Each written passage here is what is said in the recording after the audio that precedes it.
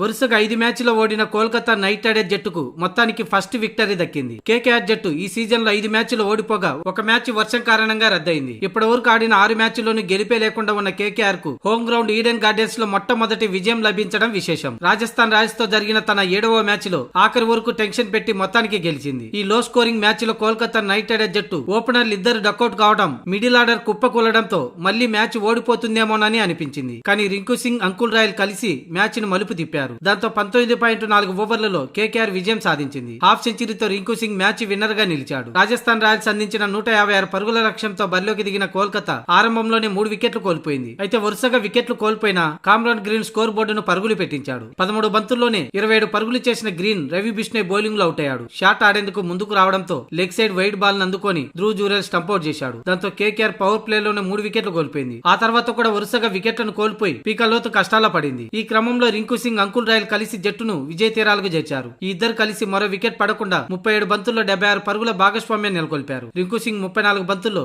5 4లు 2 6లతో 51 పరుగులు చేయగా uncle royal 16 బంతుల్లో 29 పరుగులు చేశాడు. దీంతో కేకేఆర్ 2 బంతులు మిగిలి ఉండగానే విజయం సాధించింది. అంతకుముందు తొలుత బ్యాటింగ్ చేసిన రాజస్థాన్ రాయల్స్ మంచి శుభారంభం దక్కింది. ఓపెనర్లు ఇద్దరు స్లో పిచ్ పై పవర్ ప్లే లోనే 10కి పైగా పరుగులు సాధించారు. వైభవ్ సూర్యవంశీ, యశస్వి జైస్వాల్ తొలి వికెట్ కు 81 పరుగులు జోడించారు. వైభవ్ సూర్యవంశీ 28 బంతుల్లో 6 4లు 2 6లతో 46 పరుగులు చేయగా జైస్వాల్ 29 బంతుల్లో 39 పరుగులు చేశాడు. ఈ ఇద్దరు అవుట్ అయ్యాక వరుస విరామాల్లో వికెట్లను కోల్పోతూనే ఉంది రాజస్థాన్ రాయల్స్. ముఖ్యంగా 9వ ఓవర్ నుంచి కేకేఆర్ స్పిన్నర్లు వరుణ్ చక్రవర్తి, సునీల్ నరైన్ పరుగులను నియంత్రిస్తూ రాజస్థాన్ బ్యాటర్లను చుట్టుముట్టారు. వరుణ్ చక్రవర్తి అయితే కేవలం 4 ఓవర్లలో 14 పరుగులు మాత్రమే ఇచ్చి 3 వికెట్లు తీశాడు. ఇక సునీల్ నరైన్ సైతం 4 ఓవర్లలో 26 పరుగులు ఇచ్చి 2 వికెట్లు తీశాడు. అలాగే కార్తిక్ త్యాగి 4 ఓవర్లలో 22 పరుగులు ఇచ్చి 3 వికెట్లు తీయడంతో రాజస్థాన్ 9 వికెట్లు కోల్పోయి 155 పరుగులే చేసింది. ఇక అనంతరం 2 బంతులు మిగిలి ఉండగానే కేకేఆర్ 6 వికెట్లు కోల్పోయి 161 పరుగులు చేసి 4 వికెట్ల తేడాతో గెలుపొందింది. ఇక ఈ మ్యాచ్ లో రాజస్థాన్ ఓటమికి, కేకేఆర్ గెలుపుకి